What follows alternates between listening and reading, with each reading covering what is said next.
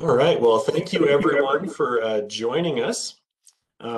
Just a couple housekeeping notes kind of before we get fully started today. We are going to take questions today via the chat window throughout the presentation. And then at the end of the presentation, I'll go ahead then and ask those to Dina. So we have heard that some folks are experiencing some slow internet connections across the state today. So if you would like to turn your video off, you're certainly welcome to do that to kind of save some bandwidth space, but that's kind of up to you in terms of whether or not you want us to see you. And then one other housekeeping note here is just a reminder about our upcoming next month's sessions before we talk about today. If you haven't already marked your calendar, May 6th will be our May edition of our small business webinar series. And we're going to have one of my colleagues, Tara Mastel, who's our community development program leader and does a lot of work with leadership development specifically. And she's going to be talking again on May 6th is when she's going to be talking. And she's going to be talking about some generational differences coming up between different generations you might have working in the workplace and how to kind of get them to work a little bit better together. So mark your calendar for May 6th. And again, that's a Thursday. It'll be at 11 a.m. There as well. With that, let me go ahead and introduce today's presenter, which is going to be Dina Johnson, who's a Montanan, who's currently working for Payne West Insurance and has a lot of expertise, but it's not the only thing she's done in her career. So she's got some small business experience as well from kind of the management and running side of things there too. So I think she's going to have some really great information coming at us both from her current professional status, but also from some of the life experiences she's had that led her to this point in her career. So with that, Dina, I'm going to go ahead and turn it over to you. Thank you, Joel and Jason, for having me today, and everyone for taking time out of this warm Montana day to be on a webinar. I'm excited to be here. I've had the privilege of working with many of you over the years in different ways, as Joel mentioned in my past role with economic development, business consulting. I'm also a recovering banker, where that is had as well. And I'm really excited now to be working in commercial insurance, continuity planning, risk management with Payne West. So when Jason invited me, I was said, absolutely. We have some limited time today and we could cover this topic in depth for several weeks. So first I'm going to do is get onto the agenda and let you know exactly what we will cover today. As soon as I get to the right screen here, change my slides. There we go. Essentially, we're going to talk about 3 types of risk and the 5 risk management strategies.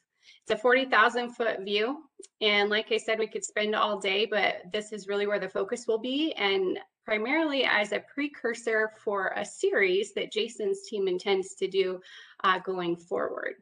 I am going to turn my camera off, as Joel mentioned, that we had a little bit of connectivity issues earlier when we were testing, and feel free to do that as well if you need to. So go ahead and do that here.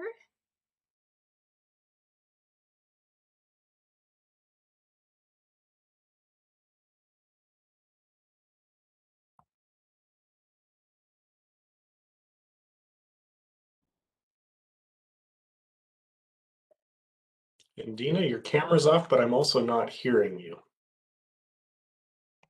Oh, I'm sorry about that. Can you hear me now? Yes, now you're back. All right. My apologies. Feel free to tell me if you can't hear me. Thank you for that. The risk of doing a presentation via technology, right? On topic with our call today. Alrighty, so to get things started here, I'm all for embarrassing myself, so why not out of the gate do so? That is me there at the top of Red Lodge Mountain. Do I have any fellow skiers out there? I grew up in Red Lodge, so that was essentially my daycare. And I am 4 years old. And what I want to point out is that when I look at this picture now, all I can think of is, where is my helmet? My dad would tell me, be careful out there, he would say, and then I would go all day long, all over the mountain with my best friend.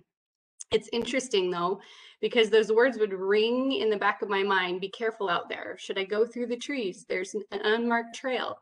And well, sometimes, yes, I would. But essentially what he was doing was telling me, don't go ski. He wasn't telling me not to go ski. He was saying, manage the risk. I would, if I could ask him today where my helmet was, I would also do that, because that to me would be the next best thing besides being careful out there. Today, we're going to talk a little bit about what does it mean to manage risk, and hopefully at the end, you'll understand what be careful out there can mean for your company. All right, so very fundamental, but I think it's important to start at the beginning and define risk. So I want you to pause as we read this together. The chance of loss or gain is risk. Now, most of the time when we're thinking about risk, we're thinking about what are the things that could go wrong. And as a growing company, you have so much coming at you thinking about what could possibly go wrong in the day. My employees might not show up. My supplier might not show up. What other things could be happening? It's not often that you wake up and say, what is the gain? I was talking with a business owner yesterday, and she sent me a text to tell me that she was up 300% her sales year over year from last year. She was so excited and just wanted to share with someone. And I talked to her in the very beginning when she first started her business, and I can tell you that a lot of the conversations surrounded around the gain. What am I going to do to build my company? How am I going to garner results and grow? And from day one, she wasn't thinking about how am I going to pay myself. She was thinking about where she is today and what that gain would be. By managing risk, which we're going to talk about today, and the things that could potentially cause a loss, you're also managing the ways that you can gain. All right, so there's a lot on this slide. What I want you to see is that there are three types of risk, and we're going to talk about each three. There's business risk, there's strategic risk, and there's hazard risk. Now, most of the time, the insurance industry focuses on traditional insurance for hazard risk. Traditional insurance programs, that's essentially your property and casualty, things that are the quick go-to. Now, we're really not going to talk too much about this today, and you might be thinking, why would an insurance broker want to not talk about traditional insurance products or hazard risk? And hopefully by the end of this call, you'll understand that as well. All right, so hazard risk. Look at the photo here. We're all Montanans spread across the state. And I would imagine there's not one of us on the call that didn't know about this tragic fire that happened in Gardner that impacted this community, this business, individuals. Essentially, a hazard risk is any cause that creates harm or damage to humans, property, or the environment. This is very simple. We all know this. But in terms of thinking about what are the types of risk, it's important to separate risk as we think about how we manage it. All right, business risk. We're going to talk a lot about business risk today. You're living this every day, no matter what your position, whether you're an owner of a company, an executive of an organization, a business leader, a consultant, a professional working in higher ed, an educator. We're all thinking about business risk. How risk is associated with the internal day-to-day operations of the organization. These are the risks that come up all the time. Most recently, we are hearing a lot more about cyber. You can see the picture in the top corner there of the bad actor, we're calling them, leaned over the computer. These threats are dynamic and sophisticated. In a recent survey by Gallup, 82% of business owners said the #1 concern they have currently is cyber. Not the pandemic, not international trade challenges, not supply chain, although we're going to talk about that too, not employees, workforce. The #1 threat to them, 82%, is cyber threats. And you might be asking yourself why, or you might be thinking, I absolutely understand that. In part, I think this is an emerging challenge that has been around for a long time. What's newer is the implications for small to medium-sized companies. The number of occurrences hitting these types of companies is growing. You used to hear about it in the news, larger companies, which we still do, but far more often, this is a hit on smaller businesses. All right. Has anyone ever had an employee who had a work-related injury? Maybe you yourself have had a work-related injury. the total cost to your business is with workers being out far exceeds what the insurance coverage would cover for a claim. The coverage is there, workman's comp, it pays for the injury, some medical expenses, potential in being out of work for that employee. But what's the cost to you if this happens? Well, we always think about rates, right? Your insurance premium costs are, how's it going to impact your EMOD? That's likely going up. Are my rates going to go up? I've heard business owners say, I don't even want to turn in a small claim. I just want to pay for it. That's another subject in and of itself. But as you can see, the implications of having an injury with the business risk are high. In terms of managing this risk, we're going to talk today about what you can do. 84% of our insureds have told us they have a written safety plan. The percentage is a lot lower of those that update those plans and follow it. A safety plan is effective if used. Many times construction industry and these types of industries have to have this, but what about your business? What's a safety plan look like for your company? Business risk and supply chain. This is another area that can have a significant implication on your business. Losing a supplier, gaining a supplier, all around the board. There can be gains and there can be losses depending on what it is. How do you quantify this and what's your plan? Pausing here again, contingency planning, business risk. Many of us understand the importance of disaster planning. And until the last year, a lot of this was centered around things like a tornado or a hurricane or a massive storm. And now the mindset is a little bit different. Did you have a plan before the pandemic? Do you have one now? Do you have more than one type? I want you to think about that as we continue to go through today. And just like that, everything changed. A lot of presentations focus on COVID and what's happened in the pandemic. And we're not going to talk about that in depth today. Everyone's in a little bit different place. But what we typically all can agree on is that everything changed. Is there anything we could have done to avoid this risk? When it happened, this was all about stabilizing. What can we control? How do we stabilize? And how do we move forward? Next, strategic risk. Strategic risks are powerful for organizations. Decisions that fit this bucket are the innovation drivers, and there also can be the tankers of a company. What are your goals? Do you have planned growth? Is it rapid growth? Are you going to buy equipment, expand, diversify your market, maybe new suppliers, increase revenue, cut expenses? That's everyone's goal. Maybe you anticipate a large loss. How will you absorb this? Oftentimes, as things fly at us, we're managing them as they come. Or maybe even at the beginning of the year, it looked very differently than how it looks now. Your projections at January 1 are suddenly completely different in March because something happens. What's the plan? Decisions made every day by yourself, managers, executives, owners, that affect the organization's ability to reach your goals and objectives. Does your entire team know what those objectives are? I asked the question of insureds, which is more likely, your building burns down or your management team is not cohesive. They don't have a clear plan. They're not strategically or tactically managing the business, resulting in turnover. Does this happen? Have you seen this happen? What plans can you put in place in terms of managing this risk to prevent it from happening?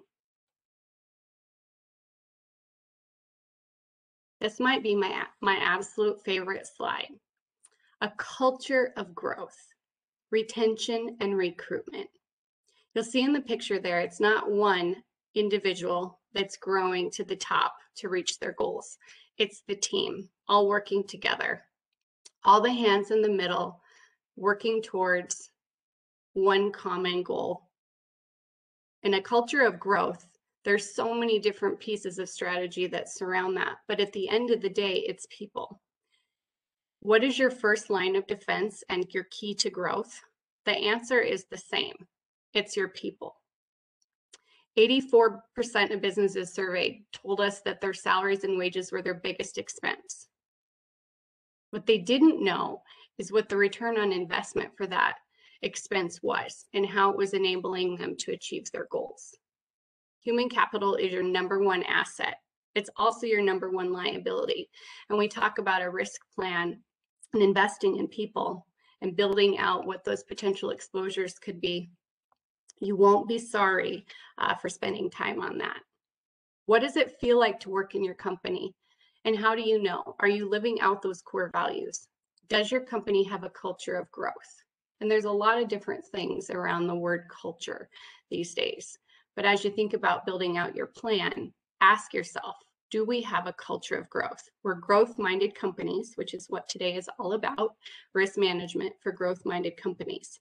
If you don't have a culture of growth, how can you possibly grow?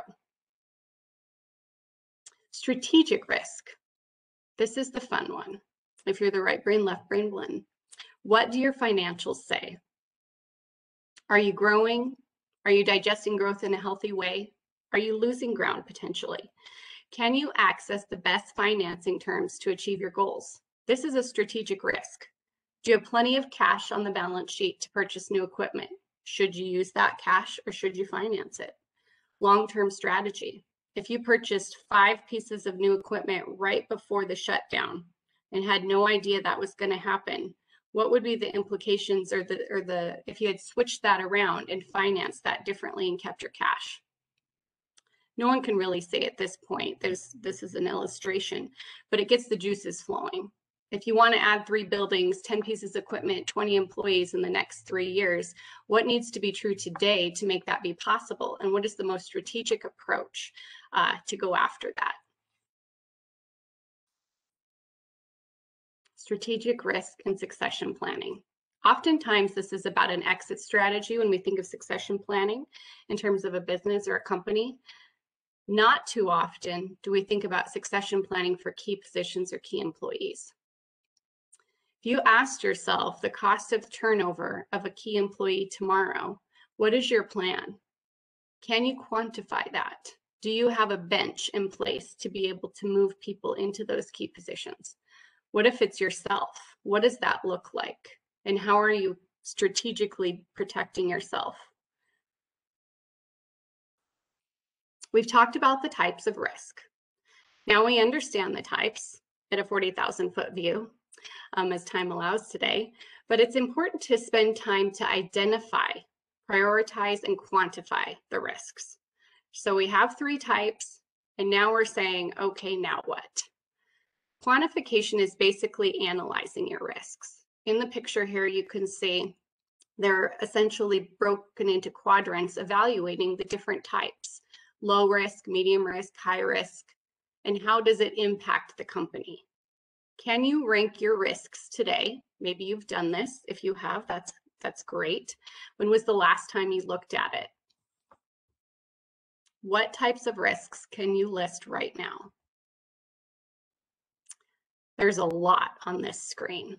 I can tell you oftentimes in my discussions with business owners, I can start to circle the types of risks that they talk about when it's what keeps you up at night? What are the things that you're thinking about? What are the strategies for your company going forward? And I start to circle them, and before you know it, about half the page could literally be circled. I want to challenge you to take a look at these risks, ones that maybe you haven't thought about, and how that might fit into a strategic plan. Does your risk change? Has it changed? In the 90s, kiddos used to talk about back in the 60s, and now I'm learning that they're talking about back in the 90s. I don't know about you, but that makes me feel a little bit old. As you can see here, the construction industry has changed. The dynamics of the environment have changed. How we do business has changed. This is no secret. I'm not teaching you anything here today that you don't already know. It's thinking about it differently in terms of pausing and spending time to ask the real questions on what has changed. Has the business model changed? Have our suppliers changed? Have the problems of our consumers, our customers changed? What has changed in your company or organization? And how are you going about identifying what has changed? The next slide is a great example and tool that you can utilize with Jason and his team. Likely many of you are familiar with a SWOT analysis, essentially identifying your strengths, weaknesses, opportunities, and threats. Conducting a SWOT analysis is essentially a simple way to identify risks and opportunities. And as you heard earlier, risk is essentially the potential of a loss or gain. What better way to identify potential loss or gain? Got a business owner client who decided he would make up his own board, his own advisory council, his banker, his insurance agent, CPA, attorney, employee, representative, top 2 customers, and then his managers. And they meet annually to conduct a SWOT analysis of him, his leadership, the management, their goals, to really do a gut check on everything they're doing and to essentially identify the risks. What is the potential for loss? What is the potential for gain? And what's our plan to go after a strategic way to approach it, ultimately to achieve our goals? Now, I told you we weren't going to talk a lot about insurance, and we're not, but it is important here to pause because right now we are in a harder firming market. And really, that is simple math. That means our premiums greater than losses. And as you know, there's been a lot of exposure, a lot of losses, hurricanes and hail and fires and all of the things that are happening in the market, cyber, that cause claims. And so what happens is carriers start to shrink capacity and pricing can start to go up. And that's a challenge. An insurance industry is a for-profit model. As you build out your risk plan, that risk plan can be used with your agent to go about presenting yourself the best possible way in the market to not only achieve the capacity that you need, but the best pricing that the market can offer. How we being the insurance industry, view risks in an insurance program. We look at the hazard risks and the business and strategic risks. And there are products that can help you with business and strategic, but nothing can help you more than a strategic risk plan and working hard to set goals and objectives. I keep throwing out the word risk management. I want you to look at this. Which photo resonates with you? I'd love to be the girl out on the ledge. I'd also love in a lightning storm to be under the bubble. Wouldn't we all? But at the end of today's presentation, I want you to think about there might be another answer to which one of these is the best risk management strategies. Could it be both? Or is there something a little bit different? So risk management defined. I don't normally put a lot of words on a slide, but I think this is important, so I'm going to go through it.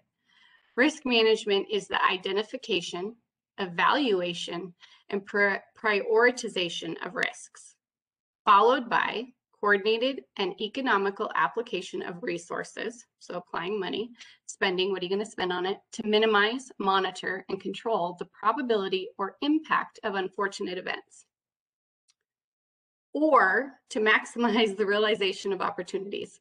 Notice how only the tiny last sentence is about the opportunity, which as entrepreneurs and business owners, isn't that the goal, is to maximize the realization of opportunity, to grow your customer base, to be more profitable, to expand, to achieve your goals. Yet the primary focus all around risk management seems to be about managing all of the things that might be able to go wrong.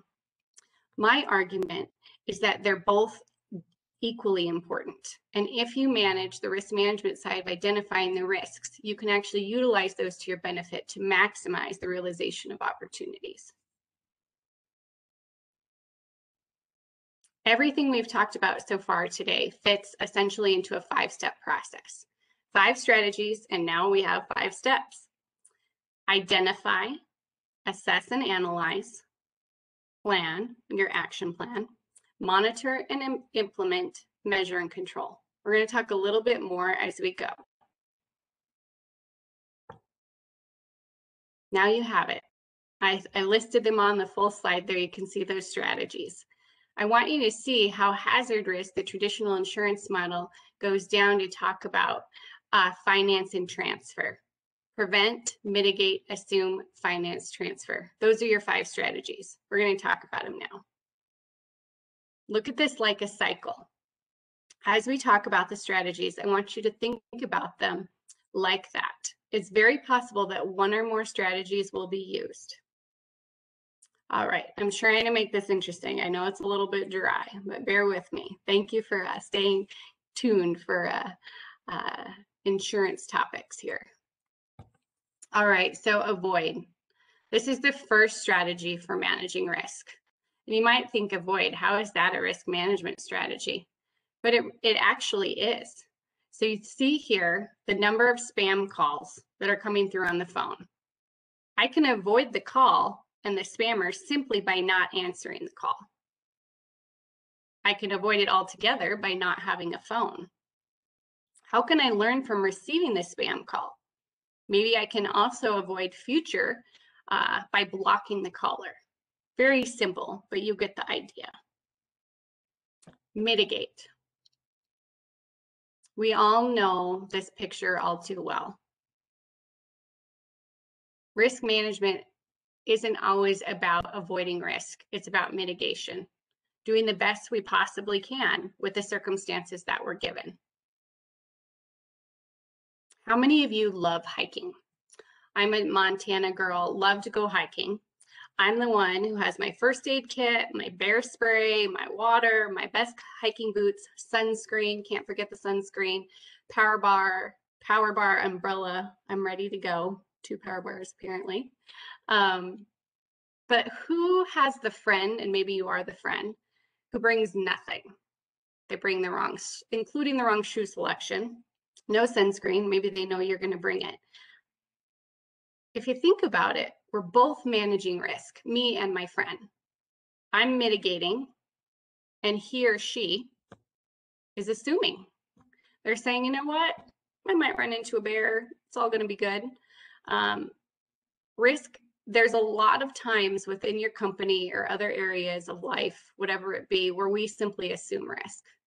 We pull out during Jenga, the block there, we know it could fall. We evaluate the risk, we identify what it is, and we're going to assume it. What's the worst that could happen? The tower could fall, I could lose the game, but I'm going to play anyway. There's other types of risks that you assume every day in your business. Going out and about, meeting people, going to functions. There's risk has a whole new identity in a way as things are opening back up and we're seeing across the country. What risks are you assuming? Should you be assuming them? What are the cost implications of assuming them? Can you quantify it? It sounds like a simple topic, but at the same time, this can have a huge implication on your business. Finance. Insurance does not avoid, prevent, or reduce risk. It pays for it. I'm going to say it again. Insurance does not avoid, prevent, or reduce risk. It pays for it. Finance is simply insurance to pay for it if something happens. This is important. It goes along with your risk management plan. It's not the most important. How does it pay for it? Here's an example of a cyber policy. What does it pay for? It doesn't prevent the bad actor from attacking your computer, getting into your files, encrypting your information, stealing your information. It simply pays for the forensic IT team, the legal team with the breach coach, and accounting assistance to quantify your loss and help you moving forward. I recently talked to an insured who talked about their backups and all the systems they have in place and the IT company that's taking care of their data. And while all this is awesome, this is a mitigation strategy. At the end of the day, combining those two is really the only way to protect yourself all the way around. And so it's important to have a good program in place and a good plan. All right, transfer. We're going to talk the least about this. This is the most important piece to talk to an attorney about and your agent. So specific, so many ways that we could go into this, but you can essentially transfer risk via contracts. For those of you already working in companies that do this, you know all too well that the language within a contract is critical. Make sure you do a contract review with your attorney and your insurance provider, understand what's expected of you, and understand what you're holding others accountable to. If you require insurance of your independent contractors or subs or whoever it is that you're working with, make sure that you get documentation. Records are a very important piece. Transfer is a risk management strategy. All right. We've talked about 3 of the 5 in the process of risk management. The next is monitor and implement. We're not going to cover too much in depth, as this is going to be a topic in the future series block that Jason's doing, but essentially monitor the plan. It shouldn't sit on a shelf collecting dust. Determine how often it needs to be monitored, not unlike reviewing your financials monthly, quarterly, annually for your planning and budgeting. You should be doing the same thing with your risk management plan. And they should really be working in conjunction. Implement changes in real time. Don't wait for when you're not busy. You're always going to be busy. And then measure and control. This sounds so simple, but what is your company mission, vision, and goals?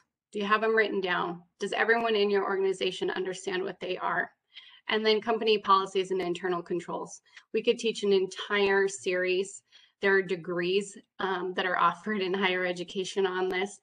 We're not going to go into that today, but essentially I would challenge you with a few questions. When you sit down to evaluate your plan and how you're measuring and controlling, ask some questions. What did the plan say we would do? What did we actually do? And then explain the difference. Did we do better, worse, why? And what are the consequences or opportunities of the difference? What happened to get us off track? And what did we learn, and how are we going to move forward? If you've had a claim related to an employment related work injury, the first thing that you're going to do after that is find out what happened, how did it happen, why, and start educating around that. That is not uncommon. That's not rocket science. Think about all the other types of risk that you have. And if you approach it in the same way that you're doing with something like that, you're going to find that you're not only going to be more strategic in managing your risk, but more successful and less likely to hit a roadblock to keep you from achieving your growth goals. There you have it, the basic overview of 5 strategies for managing risk. And at times, like we talked about, more than one strategy is used. Total cost of risk. Do you know what it is? Insurance premium and deductible is one tiny piece. Your business and strategic risks are the most significant portion. Each chart's going to look a little bit different for each company and each team. What I would challenge you to understand is, what am I actually paying for my total cost of risk? Not just your insurance premium and your deductible, which yes matters, but what are my retained losses? What am I spending on a strategic risk plan? Am I working with my agent? Different size companies are going to have different types of approaches, and you're going to have different types of costs, but from a percentage standpoint, I would go out on a limb and say your pie chart is going to look very similar. Savings. It's all about money. It's very important to us, right? Going to business, how am I going to be able to do the absolute best I can? Traditional insurance models are transactional, shopping the market, best price. Other models follow value added. What additional things can my provider give me? Loss control services, what have you. Business risk management is a whole nother level, and it's critical. And you should be working alongside your agent, your broker, your attorney, your CPA, your managers to build a risk management plan. And I can tell you the potential financial impact is significant. These services are available. Our team does have a whole risk management team dedicated to this. Their experience far exceeds that of what you would find in many traditional models. And they don't charge for that. They're taking care of their clients, because if your risk management plan is solid, then your business is solid and growing, which is what we want for our clients. Okay, so what is your plan? What story is your broker telling carriers on your behalf? And what story are you telling your customers, your suppliers? Hopefully it's somewhere in the middle as illustrated here. And depending on the day, it might be on the right or the left as well. A failure to plan is a plan to fail. Benjamin Franklin said that. You see that in a lot of business planning or strategic planning presentations. How many of you knew that who co-founded the first insurance company in 1752 was also Benjamin Franklin? I want to thank you for being here today for this 40,000 foot view. We didn't go super in depth, but hopefully there's something that you can take away. As a thank you, I'd love to meet with any of you individual to answer deeper questions. If you email me your goals for your risk management plan, or ask me a question in an email, not only am I going to send you a thank you gift card to a local Montana company, because I believe strongly in supporting our local Montana companies, but you might just make a new friend, and I'd love to meet you. I appreciate your time today. Joel's going to field some questions, so thank you. And for me, be careful out there. All right, well, thank you, Dina, for the presentation. We've got at least 3 questions to go through, and please feel free to continue to send questions in the chat window. So let me start with the first one that came in relatively early on in your talk, which is, what areas of risk do you have the hardest time convincing business owners exist that they're not currently addressing very well? What areas of risk do I have the hardest time convincing business owners that they're not addressing? I wouldn't say that I work to convince. And Jason will probably has heard me say this before. A consultative approach is really listening and understanding problems from the business owner's perspective. And so oftentimes when you listen and have a thoughtful conversation, they'll typically self-identify what those challenges and risks are. I will take financials and spread them, look at trends, understand what's happening, and likely the things that are either keeping a business owner up at night or that they're struggling with will rise to the surface pretty quickly. So I wouldn't say that that has been a challenge. I think that we all can be our own worst enemies in terms of getting in the way of progress and focus. It's kind of the mindset of, I'll worry about that tomorrow. That's not happening. Recently, I would say just in terms of cyber, because it is happening, I am hearing that doesn't happen to me. I'm not online. I don't really have a lot of exposure. I have backups. Backups are a big misnomer, because if you do receive a threat from a bad actor, essentially they're encrypting your software. So if you go onto your computer, you suddenly can't read anything and without paying for the encryption key. And so an option is to say, nope, I'm not going to pay for it. I have all backups. The challenge is, and the misnomer is that now that bad actor has all the information. So let's say it's customer payment information. If you have a POS system, they can now go sell that information on the black market. Just because you have your backups and can re-access your data doesn't mean they don't still have that and can go sell it. So now you're on the hook from a liability standpoint for regulatory and compliance issues related to paying for notification of every customer whose information was breached and or any fallout. So let's say the bad actor sells the information on the market and now somebody has experienced identity theft and they can circle that back to the breach for you. Well, you A, didn't have coverage, B, didn't notify the customer. So now you're at risk for several types of liability. I would say most recently that stands out because I've had that conversation several times in the last week. But overall, I wouldn't say my role is really to convince anyone about the risk they have. It's really to work alongside a client to better understand their risk exposure. Because typically the business owner is going to know their risk far more than I do. Does that answer that question? I think so, and if not, they can follow up in the chat window and we'll dig deeper. So let's, next up here, you had talked about transferring some risk via contracts. How long is advisable for folks to retain contracts as part of a record retention policy? So not an attorney, but I would say 7 years. past the point of when the contract expires is a good rule of thumb. However, it's unique to every situation. In Montana, as you know, with construction industry, there's a 10-year look back period. So really that could vary. Consult your legal counsel. What is the contract for?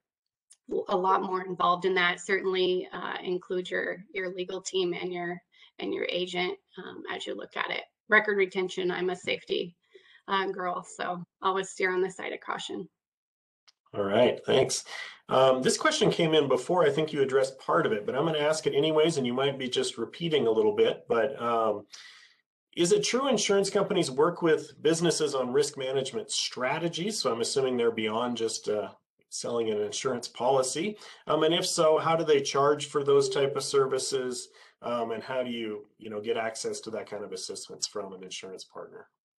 Yeah, that's a great question. So I can answer for Payne West. Every insurance company is a little bit different and unique in what they do and don't offer. Our risk management team provides those services at no cost to our insureds. We also offer that service to help with some volunteerism with Jason and his team and what have you. So you're not going to pay for to partner with either your broker, your agent, or our risk management team to put together those plans. Those plans make our insured stronger, better positioned not only to purchase insurance products, which is absolutely what we do, but to be more likely to be successful. More businesses go bankrupt because of strategic and business risk than they do for any other type. Good question. All right, thank you. The last one that I've got that's come in is over the last year, what kind of new issues are business owners bringing to you with respect to risk management, maybe that they weren't quite as aware of before COVID? Well, I think you said it there in that sentence, COVID, kind of becoming the four-letter word for everyone. I think continuity planning and tightening up. We've been very reactive to stabilize, and now with more forward thinking and growth, we've got a lot of companies that are actually growing. They're doing very well right now, and some of that honestly is out of what's happened. And so capacity, if you needed a $10 million excess policy before, it might be a little harder to get now. And so can I grow? Do I have the capacity to access the risk products that I'll need to be able to grow? Is top of mind, certainly for many. All right, well, thank you. Now that's wrapped up all the questions we've got. Does anyone have any additional questions before we wrap up today?